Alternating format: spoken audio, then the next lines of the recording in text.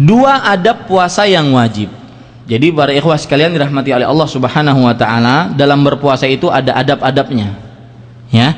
Dalam berpuasa itu ada adab-adabnya. Di antaranya yaitu dua adab puasa yang wajib. Salah satunya ya, saya akan ambil, ada banyak sebenarnya, tapi saya akan ambil yang sangat penting sekali. Yang pertama yaitu mengerjakan sholat. Karena tidak akan seseorang bisa mengerjakan puasa, tidak sah puasa seseorang kalau seandainya dia tidak sholat. Nanti juga dalam permasalahan saya sebutkan puasa tapi nggak sholat, nggak sah puasanya.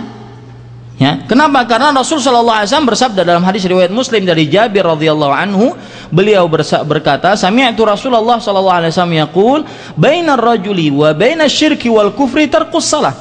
Di antara seseorang dan kesyirikan serta kekufuran adalah meninggalkan sholat. Dalam riwayat lain, riwayat Tirmidzi, al-ahdu alladzi bainana wa bainahumus shalah, faman tarakaha faqad kafar. Perjanjian antara kami, ya cukup Pak, bagi kuenya cukup Pak. Teman-teman nggak konsen jadinya, duduk aja. Jazakallah khair.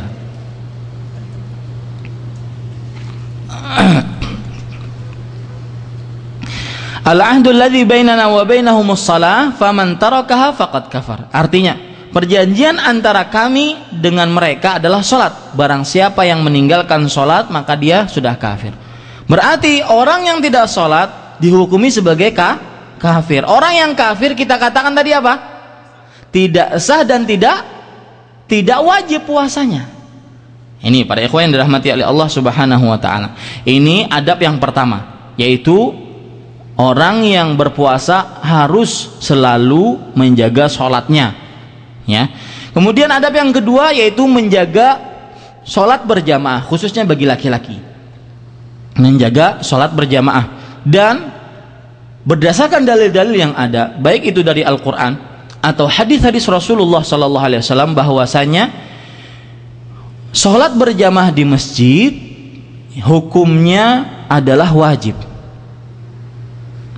Salat berjamaah di masjid hukumnya adalah wajib. Salah satu dalilnya yang menunjukkan akan hal itu adalah sebuah hadis diriwayatkan oleh Imam Bukhari dan juga Imam Muslim. Rasulullah Sallallahu Alaihi Wasallam pernah berkeinginan untuk membakar rumah-rumah orang-orang yang tidak salat berjamaah. Coba perhatikan hadis ini. Nabi Muhammad SAW tidak mungkin membakar rumah-rumah orang yang meninggalkan amalan sunnah. Tidak mungkin, seberat itu hukumannya kalau itu adalah amalan sunnah. Kenapa Nabi Muhammad SAW mau membakar? Karena mereka telah meninggalkan amalan wajib. Tidak mungkin Nabi memberikan sanksi begitu berat, ingin dibakar rumahnya, kalau seandainya mereka meninggalkan suatu amalan sunnah. Dari sini para ulama menyatakan bahwasanya hukum sholat berjamaah adalah wajib. Dalil yang lain yang lebih kuat yaitu sebuah hadis tentang orang buta yang datang kepada Rasulullah Sallallahu Alaihi Wasallam. Ya, orang buta yang datang kepada Rasulullah Sallallahu Alaihi Wasallam. Sebelum saya menceritakan tentang orang buta tadi, hadis orang buta, Imam Nawawi rahimahullah yang bermadzhab Syafi'i, dalam kitab beliau Al-Minhaj Syarah Sahih Muslim, beliau mengatakan ketika beliau mengomentari tentang hadis keinginan Rasul sallallahu alaihi wasallam membakar rumah orang yang tidak sholat berjamaah, beliau mengatakan, wa fi hadzal hadis dalalatun ala anna salatal jamaah fardhu ain. Di dalam hadis ini menunjukkan bahwasanya sholat berjamaah adalah hukumnya fardu ain, artinya wajib atas setiap muslim untuk berjamaah, ya, terutama laki-laki. Kemudian hadis yang lain para ikhwah sekalian, hadis riwayat Muslim juga, Rasul sallallahu alaihi wasallam tidak memberikan keringanan kepada orang yang buta.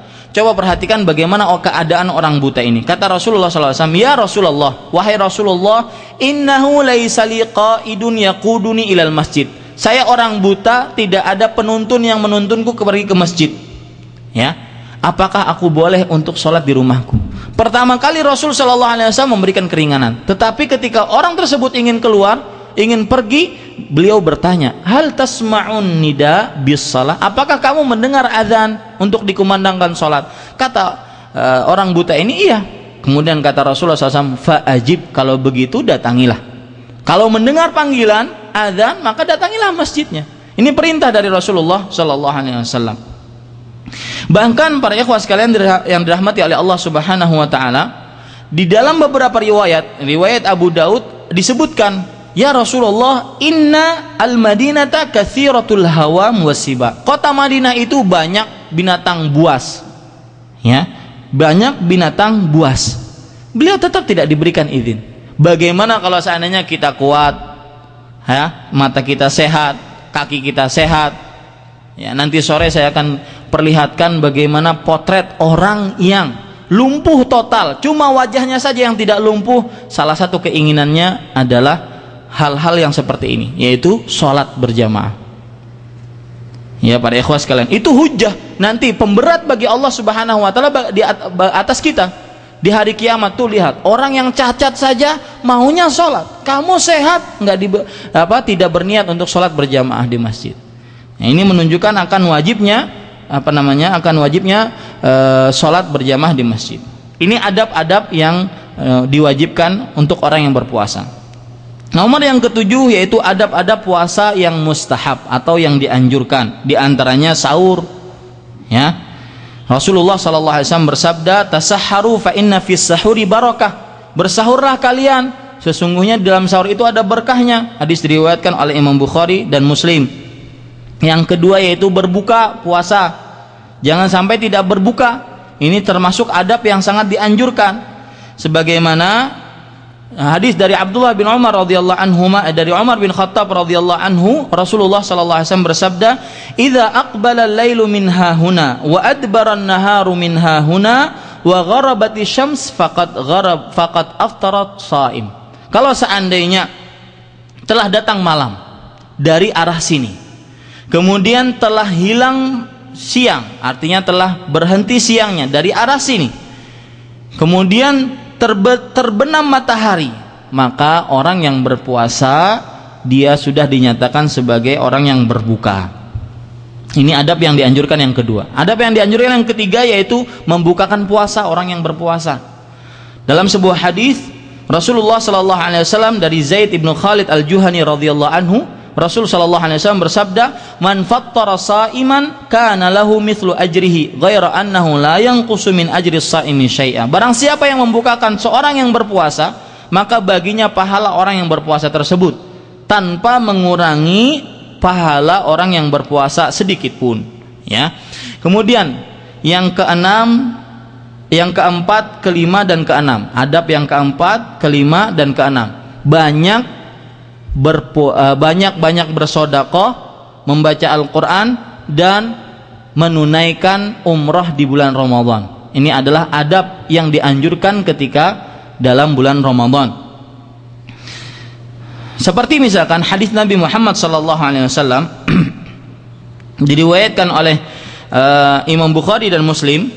Rasulullah SAW bersabda dari Abdullah bin Abbas, beliau bercerita, kana Rasulullah sallallahu alaihi wasallam ajwadun nas wa kana ajwadu ma yakunu fi Ramadan hina yalqahu Jibril. Artinya Rasulullah sallallahu alaihi wasallam adalah orang yang paling dermawan, dan beliau lebih dermawan lagi ketika dalam bulan Ramadan, ketika didatangi oleh Jibril. Wa kana yalqahu fi kulli lailatin min Ramadan yudarisuhul Quran. Dan setiap malam dari bulan Ramadan Rasul sallallahu alaihi wasallam bermudarasah Al-Quran dengan Jibril. Bermudarasah Al-Quran dengan Jibril. Ini hadis menunjukkan bahwasanya salah satu adab yang sangat dianjurkan dalam bulan Ramadan adalah banyak-banyak membaca Al-Quran dan juga banyak-banyak bersedekah, karena Rasulullah SAW paling dermawan, terutama di dalam bulan Ramadan. Adab yang lain yang ketujuh yaitu bersiwak.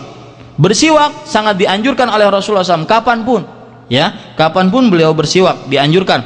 Sebagaimana sebuah hadis dari Aisyah radhiyallahu anha, Rasulullah sallallahu alaihi wasallam bersabda, "As-siwaku matharatun lil fami wa mardatun lirrabb." Ya, artinya siwak itu matharah, pembersih buat mulut, dan juga mardatun lirrabb, pembawa keridhaan bagi Allah Subhanahu wa taala. Bahkan di dalam riwayat Bukhari disebutkan dari Amir ibn Rabi'ah radhiyallahu anhu, beliau bercerita, ra'aitun nabiyya sallallahu alaihi wasallam yastaku wa huwa shaim ma la uhsi wa la u'id. Artinya, aku pernah melihat Nabi Muhammad sallallahu alaihi wasallam bersiwak dalam keadaan berpuasa. Tidak aku hitung, beliau sering bersiwak. Ya, ketika berpuasa. Makanya kalau seandainya ada orang yang lagi dalam keadaan berpuasa bersiwak, itu tidak mengapa. Ya, tidak mengapa. Kemudian yang kedelapan, adab yang kedelapan yaitu sholat tarawih berjamaah. Ini termasuk adab yang sangat dianjurkan. Rasul Shallallahu Alaihi Wasallam bersabda, "Man qama Ramadan imanan wahtisaban, ghufira lahu ma taqaddama min dzambi." Hadis riwayat Bukhari dan Muslim. Barang siapa yang berpuasa yang sholat malam di bulan Ramadan karena keimanan dan mengharapkan pahala, diampuni dosanya yang telah lalu. Ya, dan dianjurkan para ikhwah sekalian untuk sholat tarawih dianjurkan berjamaah bersama imam, ya, bersama imam. Sebagaimana sebuah hadis Rasul Shallallahu Alaihi Wasallam bersabda, innahu man qama ma'al imam hatta yansarif kataballahu lahu qiyamul lailah. Artinya, sesungguhnya barang siapa yang sholat bersama imam sampai imam selesai, maka Allah menuliskan pahala satu malam sholat malam, satu malam suntuk, ya, sebagai dia dinyatakan sebagai orang yang sholat semalaman suntuk. Kalau seandainya dia berpuasa mengerjakan sholat taraweh berjamaah bersama imam. Yang kesembilan, dianjurkan dengan sangat bagi orang yang berpuasa, yaitu kalau dia ada pertengkaran dengan seseorang mengajak dia bertengkar padahal dia dalam keadaan berpuasa, maka dia semestinya mengatakan, inni imru'un shaim, saya adalah orang yang sedang berpuasa. Nah, ini adab-adab puasa yang dianjurkan, adab-adab puasa yang dianjurkan. Kemudian yang kedelapan, hal-hal yang diharamkan ketika berpuasa. Hal-hal yang diharamkan ketika berpuasa. Yang pertama, seluruh yang membatalkan puasa, itu jelas. Hal-hal yang diharamkan ketika berpuasa. Yang kedua, saksi palsu, dusta, ya, saksi palsu, menipu, itu dilarang dalam agama ketika orang berpuasa. Tetapi larangan ini, ya, bukan hanya ketika berpuasa, tetapi juga di luar puasa. Akan tetapi ketika dia berpuasa lebih dilarang lagi. Hal ini sebagaimana sebuah hadis riwayat Bukhari dari Abu Hurairah radhiyallahu anhu, Rasul sallallahu alaihi wasallam bersabda, "Man lam yada' qaula az-zuri wal 'amala bihi, falaysa lillahi hajatun fi an yada'a ta'amahu wa syarabah." Artinya, barang siapa yang tidak meninggalkan perkataan dusta ataupun saksi palsu, maka Allah Subhanahu wa taala tidak mempunyai kebutuhan baginya untuk orang tersebut meninggalkan makanan dan minumannya. Artinya puasanya sia-sia. Ya, puasanya sia-sia. Kalau seandainya dia puasa tapi juga dia berdusta, tapi dia juga bersaksi palsu, menipu misalkan dalam segala macam transaksi, ya. Ini para ikhwah sekalian termasuk sesuatu yang berbahaya. Ya, beri contoh misalkan orang kerja di sebuah bengkel, ya. Datang konsumen. Yang satu yang rusak cuma ban depan. Dua-dua bannya dibikin rusak. Ya. Loh, kok ini dua-duanya rusak? Iya, ketika datang ke sini rusak dua-duanya. Padahal ketika datang ke bengkel itu cuma satu. Ini para ikhwah sekalian penipu, ya. Ini tidak boleh. Rasul sallallahu alaihi wasallam bersabda, "Man ghasya falaysa minna." Barang siapa yang menipu maka bukan dari golongan kami, kata Rasulullah sallallahu alaihi wasallam. Kemudian para ikhwan yang dirahmati oleh Allah Subhanahu wa taala, termasuk yang diharamkan ketika berpuasa adalah berkata sia-sia dan juga berkata-kata keji dan kotor, porno, ya. Kata-kata yang penuh dengan syahwat, ini dilarang ketika kita berpuasa. Dan juga yang diharamkan ketika berpuasa yaitu mencaci maki, mencela, melaknat. Seorang mukmin itu bukan orang yang suka melaknat, bukan orang yang suka berkata kasar, bukan orang yang suka mencaci. Rasul sallallahu alaihi wasallam bersabda, "Laisal mu'minu bit-ta'an walal la'an walal fahshi al-badhi." Seorang mukmin bukan orang yang suka melaknat, bukan orang yang suka suka mencaci, bukan orang yang suka berkata-kata kasar dan kotor, keji, ya, yang bersifat yang berbau hawa nafsu, ya, porno dan segala macam. Hal ini berdasarkan sebuah hadis diriwayatkan oleh Imam Ibnu Khuzaimah dari Abu Hurairah radhiyallahu anhu, Rasulullah sallallahu alaihi wasallam bersabda, "Laisa siyamu minal akli wasyurbi, innamas siyamu minal lagwi warrafath. Fa in sabbaka ahadun aw jahila 'alaika faltaqul inni shaim inni shaim." Bukanlah puasa itu hanya menahan makan dan minum, akan tetapi puasa itu menahan al-laghu, perkataan sia-sia. Ini yang suka ngerumpi, ngobrol sana sini, puasa ngerumpi, gosipin orang, ya. Bahkan bukan gosipin orang saja, gosipin istri orang, ya. Atau yang suka berkata-kata rafath, perkataan kotor, keji, ya, yang berbau porno. Fa in sabbaka ahadun, kalau seandainya ada seseorang yang mencaci kamu, maka au jahila alaika, atau berbuat sesuatu yang bodoh terhadapmu, maka katakanlah sesungguhnya saya sedang puasa, saya sedang puasa. Ya, ini para ikhwan yang dirahmati oleh Allah Subhanahu wa taala. Kita tidak ingin puasa kita hanya mendapatkan haus dan lapar saja, sebagaimana sabda Nabi Muhammad sallallahu alaihi wasallam, "Rubba sha'imin hadduhu min shiyamihi al-ju' wal 'atash." Berapa banyak orang yang berpuasa, bagian yang dia dapatkan dari puasanya hanya lapar dan haus saja, ya. Kemudian para ikhwah sekalian, termasuk yang dilarang ketika berpuasa adalah berteriak, teriak-teriak, ya, marah-marah dengan teriak-teriak. Hal ini sebagaimana sabda Nabi Muhammad SAW riwayat Bukhari dan Muslim dari Abu Hurairah radhiyallahu anhu, beliau bersabda, "Wa idza kana yaumu shaumi ahadikum fala yarfuth wala yashab."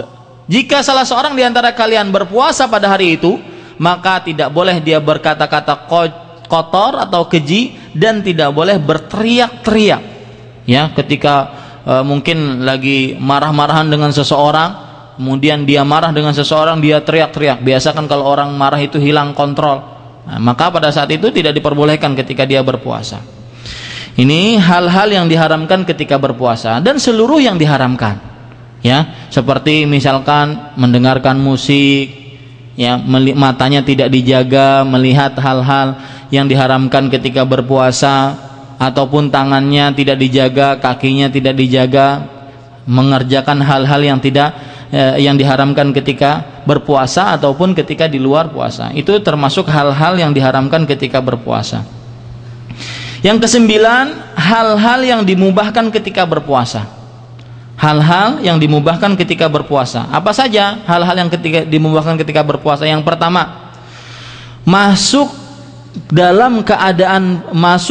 ke fajar kedua dalam keadaan junub, maka tetap dia berpuasa. Apa maksudnya? Maksudnya adalah kalau orang sebelum subuh dia menggauli istrinya, kemudian selesai menggauli istrinya, masih dia dalam keadaan junub, belum mandi, azan subuh. Selesai menggauli istrinya, selesai, tetapi masih dalam keadaan junub, azan subuh dia, ya, dari junub dari menggauli istrinya dan belum mandi, ya, azan subuh, artinya dia masuk kepada azan subuh dalam keadaan junub, maka tetap dia boleh berpuasa, bahkan tetap diwajibkan untuknya berpuasa. Hal ini sebagaimana sebuah hadis dari Ummu Salamah dan juga Aisyah radhiyallahu anhuma, bahwasanya mereka berkata, anna Rasulullah sallallahu alaihi wasallam kana yudrikuhul fajra wa huwa junubun min ahlihi thumma yaghtasilu wa yasum. Adalah Rasulullah sallallahu alaihi wasallam mendapati fajar, yaitu waktu subuh, dalam keadaan junub karena menyetubuhi istrinya, kemudian beliau mandi dan terus berpuasa. Ini berarti dimubahkan orang seperti ini. Ini sama halnya dengan kalau orang haid, wanita yang haid, dia bersih pada setengah jam sebelum subuh misalkan, bersih dia, tapi belum mandi, masuk adzan subuh belum mandi dia, maka pada saat itu tetap dia harus berpuasa. Yang kedua, para ikhwan yang dirahmati oleh Allah